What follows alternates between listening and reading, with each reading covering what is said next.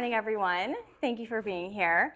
If I haven't met you, I would love to meet you later, but my name is Restoration Rebecca, and I wanted to just take a brief moment. Before we jump into our speaker, I want to introduce someone that you're likely going to be seeing more of. This is Bill Norman over here with Alert Disaster Restoration. And he is our development officer and part of our management team. He's a natural relationship builder and someone who knows how to turn connections into real opportunities. He's checking out the group, so everyone try to be nice to him. And please give him a warm welcome.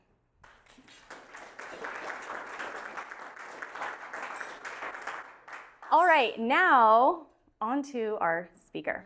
Tim Davis has been with Alert Disaster Restoration for 5.5 years, working across nearly every part of the business. He's been in the field, he's worked with clients, he's partnered with adjusters and emergency responders, building a strong ability to navigate complex situations and deliver when it matters most. He is someone that our clients and our partners trust. Please join me in welcoming Tim Davis. Thank you. I'm not sure, do I need this? Can everybody hear me without it? I need it? All right. I'm here. My name's Tim. I'm with Alert Disaster. My current role is Vice President of Business Development, so that's kind of all over the page for me within the company. First, I'd like to start off and prove that I'm human. So this is my beautiful family. No, it's not AI. Yes, they all look that good. And there's a lot of us. I have 6 kids, so. I don't get a lot of sleep, don't get a lot of free time, but I'm okay with that because they're pretty amazing. So, it's incredible the unique personalities that come out of, the same 2 people, but, 6 very different humans. So, I am human. This is just a flavor of a few pictures of who we are at Alert. So this is David and Elizabeth on our executive team in front of our Hanford office. So we do operate in Kings and Tulare counties, and we do go up into Fresno County as well. So we generally have a 2-hour service radius, and then for large losses, we're within a 4-hour service radius generally. This is at our Tehachapi office, so we do have an office in Tehachapi as well to service the mountain and desert communities. This was at our grand opening, I think, about 4 years ago, and so we're right across from City Hall, downtown Tehachapi. And then I'm sure everyone has seen our marked vehicles around town.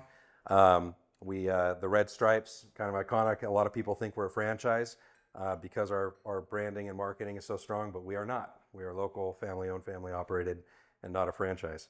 And then we like to get dirty, so you can see us in our hazmat suits. We're always suiting up, following the proper safety protocols, and doing the right things the right way.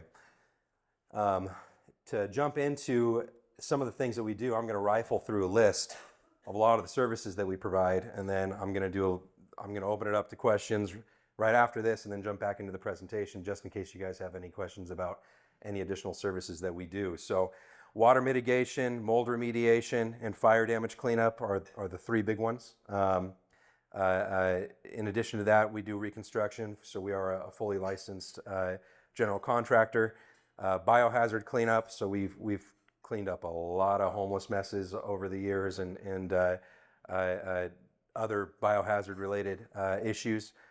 Smoke and soot abatement, we do estimating, structure cleaning, content cleaning and storage, lead safe demolition, lead safe content handoff. So if there is, and I'll show you an example later on, but if a car rams into a building and there's lead paint and now there's lead dust all over all the contents, our team can go in, wipe down all those contents and hand those off to a separate contents company or our own contents people as the insurance complications may dictate.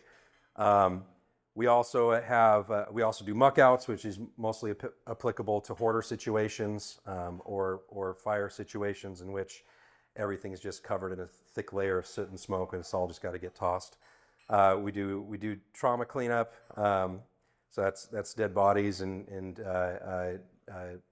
human liquids. Sorry, we're eating breakfast. We do board ups to secure structures, tarping, security fencing, mortgage assistance program, dehumidification, pressure washing, odor control, graffiti removal. Like I said, we are a general contractor. Grow house cleanup. I've got an example of that later on, and then we do just a myriad of special projects. We are contracted with the city of Bakersfield and Kern County General Services in a lot of different ways, and you'd be surprised at just how many random things they need help with on their buildings. So, any questions about any services that we do or anything we can or can't do? Go ahead. What's the grow house cleanup thing? Yeah, so grow house cleanup is very prevalent. A lot of the fires that occur are when somebody rents a house or rents a commercial building. They completely jack up all the electrical inside, and they set up grow rooms for growing marijuana inside these structures. And you have THC byproduct that covers every single surface of that structure. Often there's a tremendous amount of mold because of the moisture in those growing environments. And then again, the electrical is just usually they've done miraculously stupid things with the electrical to funnel the energy they need for the grow lights and the fans and everything. And so we're actually currently working on a 60,000 square foot cold storage in Delano that an operation came in, and they built these incredible 3-story structures inside the cold storage. They must have spent hundreds of thousands of dollars on this build out, and they bring in tons of air conditioning units, and like I said, they really jack up the electrical infrastructure of those buildings. And so generally we need to bring in an industrial hygienist to dictate the scope of work for cleaning. That saves us from having to argue with the insurance company, because there's a professional who's saying, hey, these are the protocols that need to be followed in order to return this property to a safe, livable condition, or in the case of a cold storage, able to handle food for the public. And so that's a higher protocol. But go ahead. I've heard a lot of horror stories that when there's damage that happens to a home or that happens to a business, that the homeowner's insurance isn't enough to adequately cover the services you provide when a disaster does happen. What is it that we need to look for in our insurance policies to make sure that if something does happen, what you guys cover is covered? So there's a few different variables that play into whether or not there's going to be sufficient coverage for your particular claim. First and foremost are your limits. So if you have, if you've got a 2,000 square foot home and the limits on your coverage is $400,000, but your home burns to the ground completely, you're going to have a hard time finding a restoration company who's going to rebuild that house for $400,000. It's very tight to be profitable and to deal with all the overhead expense of dealing with the insurance company. So number one, making sure that you have sufficient limits to fully rebuild your structure or fully deal with whatever your policy is supposed to cover is the most important part of that. Number two is making sure that when you do select a contractor or select a restoration company, that there's something in writing that says they are going to stay within the limits of whatever the insurance approves. The complication there arises when you have insurance, when you have a policy in which the insurance company is notorious for underwriting the actual cost of the payout for the reconstruction. So do we have an insurance agent in here or a broker? Who are you with? Okay, so you're a broker and you write for a lot of different independent. Yeah. A lot of your policies have like mold remediation limits, sub-limits, and they're very low. So that's important to check. Also, he was talking about replacement cost of your structure. A handful of carriers will give you additional backside coverage for additional replacement costs. So you want to check those out. Some of the better carriers for that stuff is Travelers. Yeah. Our carrier. No, I agree. Travelers, we really enjoy working with Travelers. Their adjusters are very easy to work with. They're generally really quick, and compared to others. Do you write for Bamboo by chance? We do, but Okay. in emergencies. Yeah, they're kind of a fallback. but they take a long time to respond to things. When you're shopping for insurance, refer to your broker here, and he's got the pulse on who's going to be most effective at handling a claim if a claim does occur. It can be very difficult to navigate certain situations, and I'll show you a mold situation later on that looks like it should have been covered, by insurance, and then they completely deny the claim. So, it happens all the time. But yeah, any other questions regarding that? Okay. Any other questions before we move on? Yeah. Do you guys do your own construction, or you see the general contractor? Right. Do you sub out some of the rebuild? I mean, you probably have to. Yeah. We do a tremendous volume of work. We'd have to have like 500 employees to do the amount of work that we do. So we do have subcontractors in certain trades that we have project managers that direct the work. We do some of the work in-house, and then all of the cleanup work and the remediation and mitigation, all that's done within our internal team. But yes, as a general contractor, we do have subcontractors that we utilize on our jobs. All right, so we're going to jump here forward. So we are governed by several institutions. The IICRC. So it's a mouthful. It took me a while to remember the acronym, but they basically set all of the cleaning protocols within our industry, and there are different manuals for different types of cleaning. So for water restoration and water mitigation, there's a thick manual that dictates how many air movers you're supposed to have for how many square feet, and how far apart they're supposed to be spaced, and how many you should have, pointed at one corner. It's very specific about how we're supposed to dry out certain situations. They also set the protocols for mold remediation and lead abatement and asbestos abatement. So they're kind of the gold standard by which everybody regulates how they do the work, and insurance companies use those manuals to dictate how we get paid and to review our scopes of work after we've completed the work.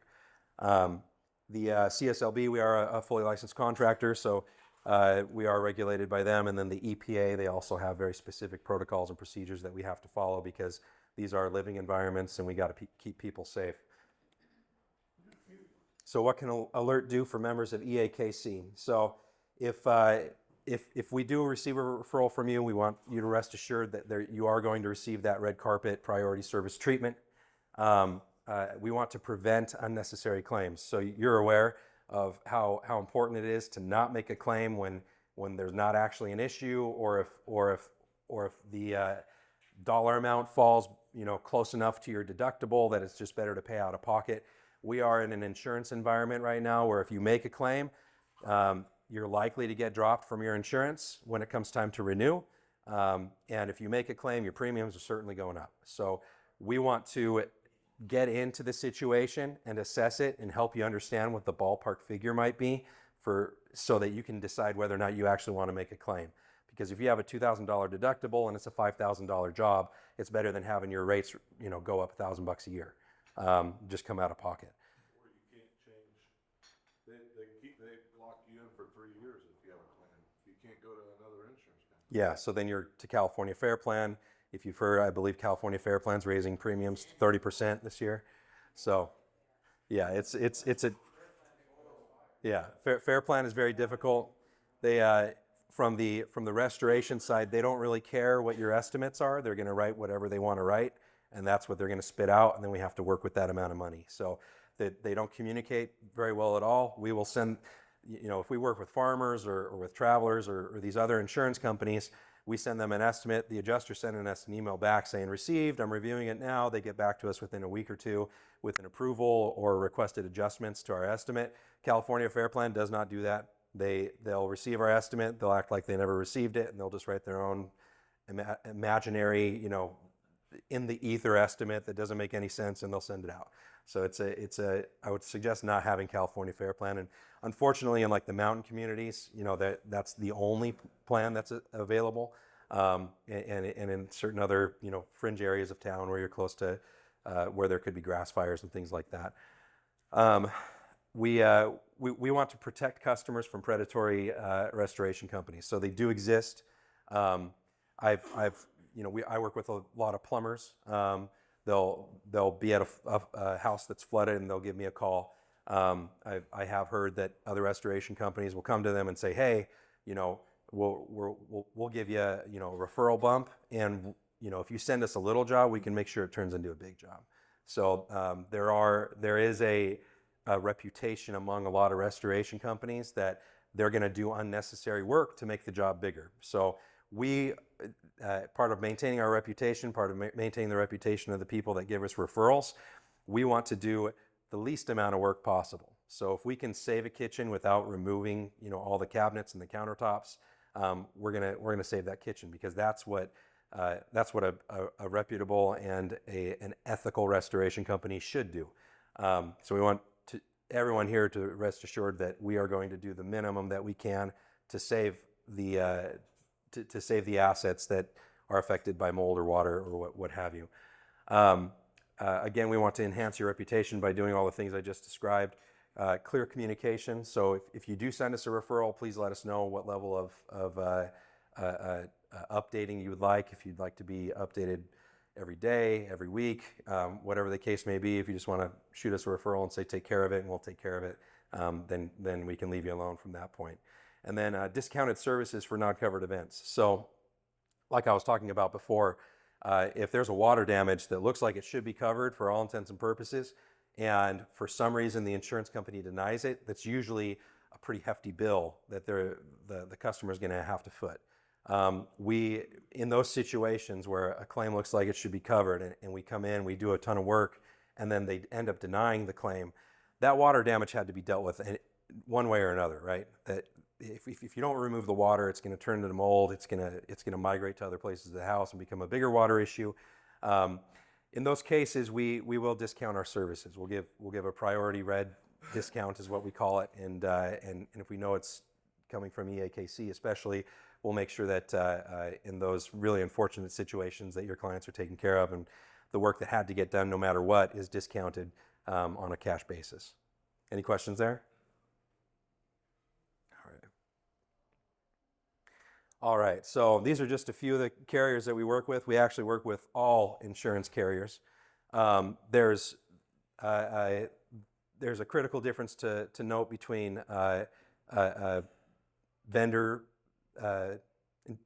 restoration companies that are on vendor programs and restoration companies that are not on vendor programs.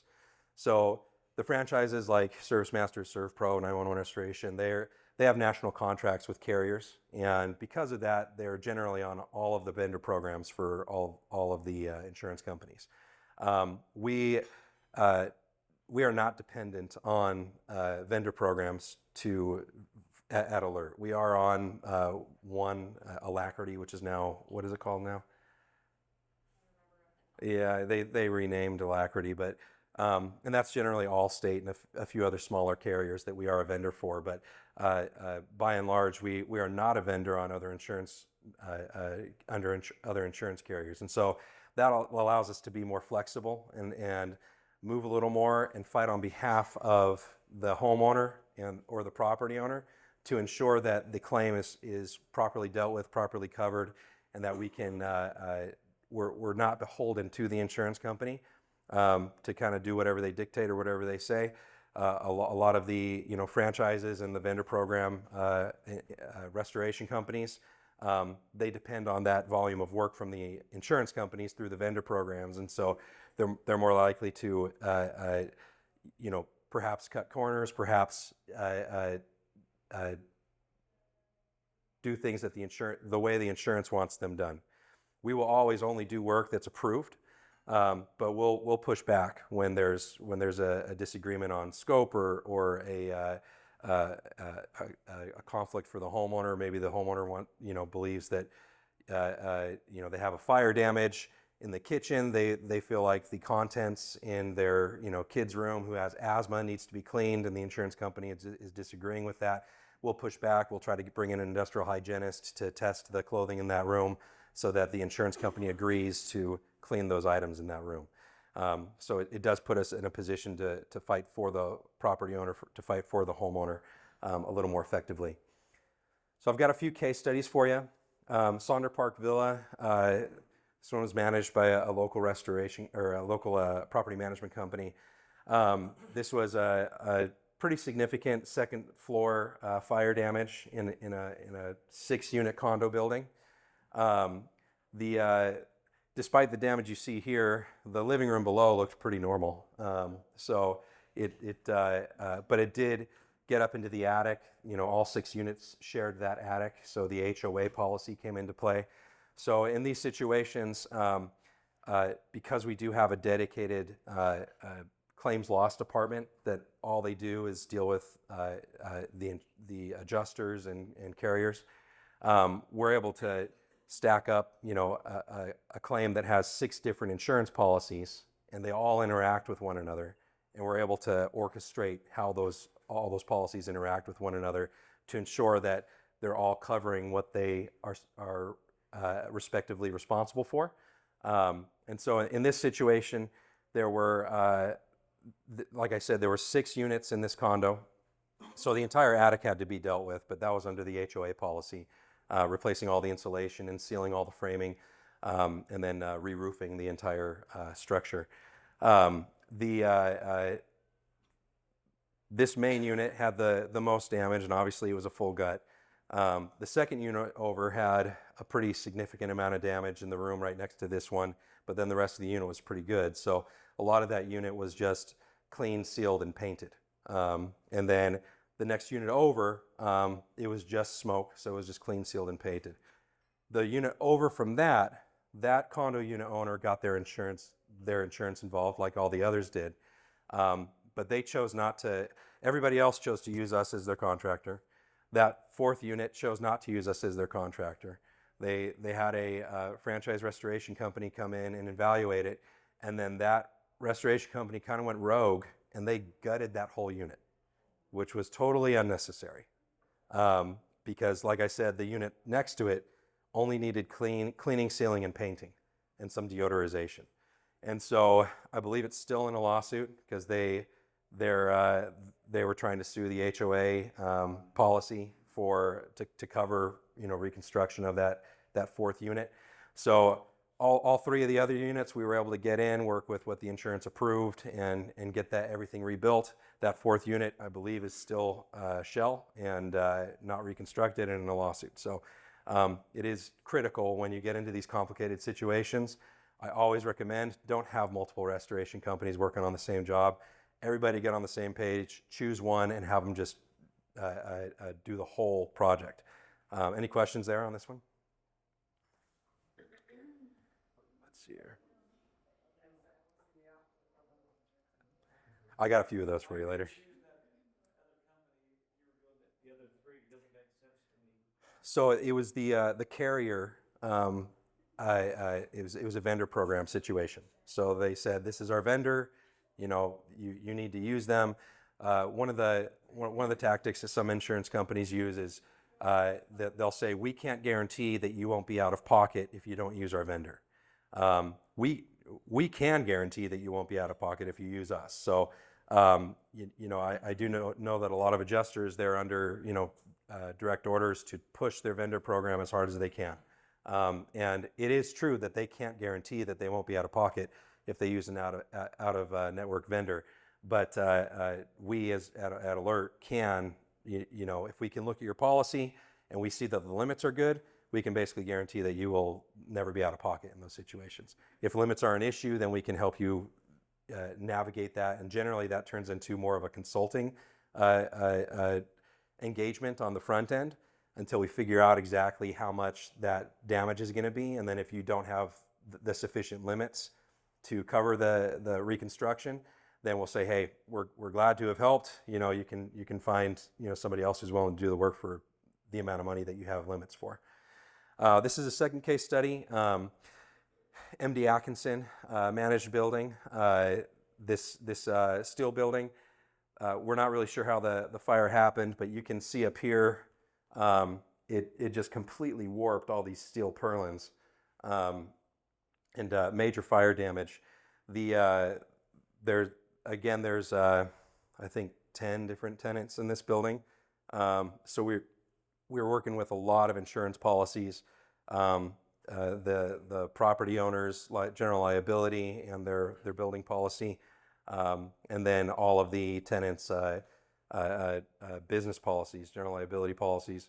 One of the tenants, and this is the importance of going to a good broker and sitting down with your broker and understanding exactly what your policy covers. One of the tenants in MD Atkinson's contract, it just requires proof of general liability. And then it also requires coverage for your business contents, but it doesn't require proof of that coverage. And so this, one of the tenants took their policy to their broker. The broker saw that it required proof of general liability, so they wrote a general liability policy. But because it didn't require proof of a contents policy, they didn't write a contents policy. And so when this building went up in flames, all of their contents were covered in soot and smoke in an adjacent suite. And unfortunately, it was not covered by their insurance policy. They only had general liability.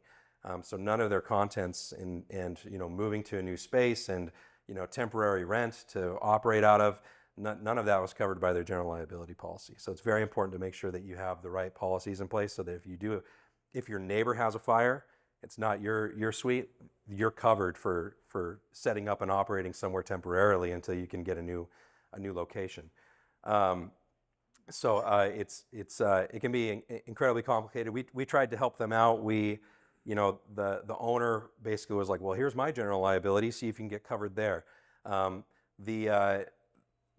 His general liability denied their claim as well because the MD Atkinson contract did require contents coverage.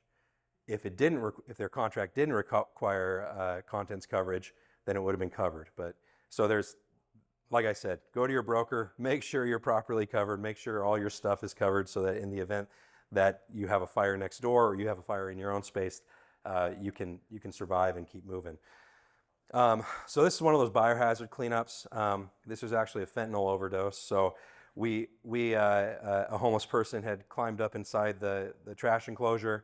There was a couch, and you can see the little sofa in there. They made themselves at home. They apparently did fentanyl and passed away. We didn't know that they did fentanyl. We just knew that there was a dead body. And so they removed the corpse, and then we went in and started cleanup. One of the building managers, business managers came out, and he said, hey, did you know this was a fentanyl overdose? And then all our guys are like, oh, because we have to stop at that point. We have to bring in an industrial hygienist, and they have to test for how much fentanyl is present. Thankfully, it was just trace amounts of fentanyl, and so we were able to complete the biohazard as normal. But higher doses or higher presence of fentanyl it will dictate different protocols, and a different company would have to come in and take care of that. Any questions on any of that? All right. Who covers the cost of having those specialty guys come in and then, those private guys? Yeah, so in these large commercial situations, it's never worth making a claim on your policy. You usually have like a $50,000 deductible on these big retail centers, and so it'll be the landlord that just has to pay out of pocket to clean that up. So this is another case study, City Hall North. Like I said, we do a lot of work for City of Bakersfield and Kern County General Services. We get called out to what is it called now? Dignity Health Arena. They've had a few floods there and other facilities, but City Hall North was an interesting one. This is the city manager's floor, and you can see here there's a little water cooler. So what we think happened, we know that the little plastic line that hooks up to the water cooler, there's a little splice in it. And so we think what happened is the janitor pulled it out on Friday at the end of the day to clean. They pushed it back in. The little grate on the back sliced that little line. And then from Friday night to Sunday night, no one was in the building, and it flooded just the whole time. It just ran for a couple of days straight. And so it ended up flooding the fourth floor, half of the third floor, and then a good section of the second floor too. So it was a 3-story flood there. It was white glove treatment. We had all the top brass at the city there, who we were working around and going into their offices. And so, go ahead. Does that end up being prevailing wage? Yes, yeah. So those, any of those city and county jobs are always going to be prevailing wage. So it was, we were able to get in and out as quickly as humanly possible. The majority was dried within 3 to 4 days. And then it was spot drying because it's multiple levels. We're aiming fans up at ceilings and cutting small holes and being very directional about finalizing that dry out. So it ultimately ended up taking about 2 weeks to be completely out of the building, but we got most of it dry within 3 or 4 days, and then it was just all those tight areas that were hard to get to that we were drying for a while. So. It major oversight by City of Bakersfield officials. Those email chains were, I can't tell you how many emails were in those updates. Yeah. Are you just using a little sensor to touch on the drywall around and figure out where it's still moist, or do you have something like next level? Yeah, we use thermal imaging cameras. So with all the airflow, it really helps with all the airflow because you get that evaporative cooling effect. So anything that's wet and you have a lot of airflow, on the thermal imaging camera, it's going to appear dark purple.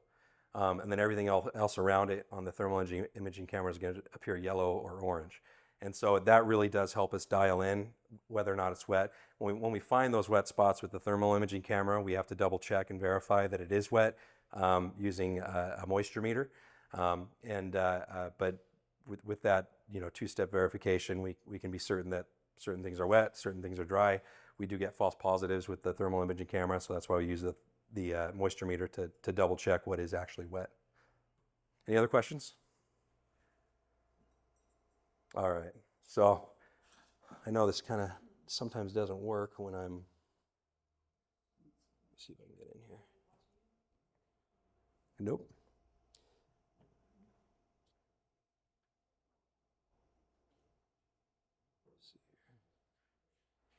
All right.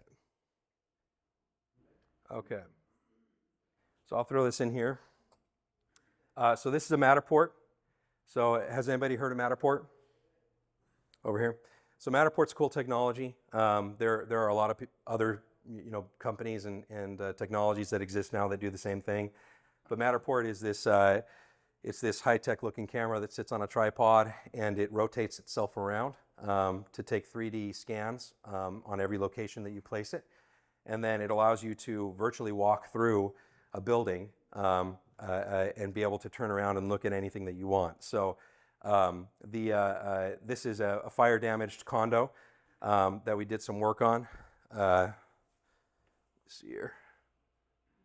So this is the before. This is the after. So you can see it's a total transformation and an update.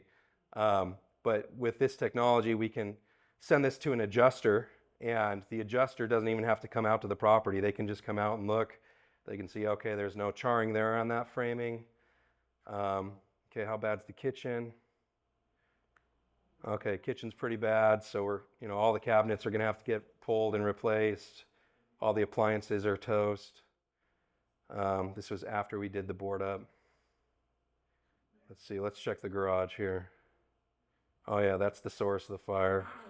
Okay, we do have some charring up on some framing, so that garage is gonna have to get framed. So it's a very useful tool to be able to communicate effectively with insurance companies so that they can send it to whoever they need to send it to, and we can evaluate the damages together in real time on the computer. So you can see, also show you some afters of the kitchen here. How long did that take you to get it cleaned up? So the mitigation, so there's steps to the process. If you remember, the cabinets went across the top there, so he wanted to open it up and so it's more modernized, more open. But Yeah, it's complete remodel. yeah, no, it was a full gut. A lot of the framing had to come down in the garage, so we had to be re-roofed as well, and so it was basically like a as big of a remodel as you can get. Let me see if I can jump back over to the slideshow somehow.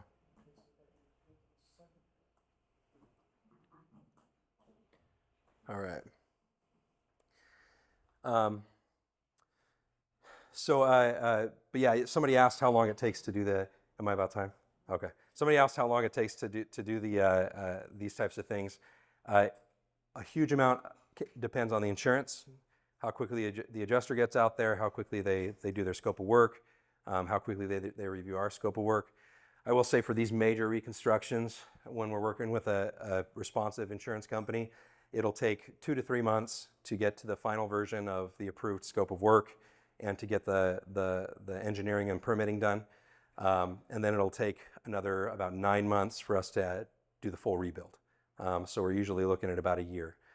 Delays usually occur because of the mortgage company. So if there's a mortgage on the property, that big check goes to the mortgage company. The mortgage company holds on to it until we prove that we've done the work. Sometimes they delay 1, 2, 3 weeks to do their inspections. And so if you have to do 4 inspections, it can delay it, a few months. And then again, with non-responsive insurance companies, it can drag things out 2 years. It just really depends on that. So, can I take another question? Go ahead. So as a general contractor, do you oversee and bring in all the subcontractors, or do the insurance company dictate what subcontractor is going to do based on the damage within the? So the insurance will approve. Their only job is to approve scope. So it's up to the general contractor who they bring in to perform that work, whether it's their own crews or what subcontractors they bring in. But the insurance's only job is to basically cut a check. So they're there to verify the damage that's there, to fill their file with all of the documentation and evidence necessary to prove that they approved an appropriate scope, and then just to cut the check. And then they leave it to the homeowner or the general contractor to decide who does the work. So do you guys have a list of contractors that you use, plumbers, electricians? Yeah, we have a huge stable of subcontractors that we utilize. So if anybody here is in that line of work, feel free to approach me or Rebecca, and we'll get you a vendor packet, and we can start sending you out. All right. Quick testimonial. So we used Alert for some water damage, and it was pretty impressive how clean your guys are. And I mean, you guys are tearing open walls and stuff, and they contain, all the mess to a certain area. And I mean, it was cleaner when they left than when they showed up. Well, thank you for that. That's what they're trained to do. So I'm glad to hear that they were doing it. Good stuff. Thank you. Thank you very much, Tim. Thank you, Rebecca.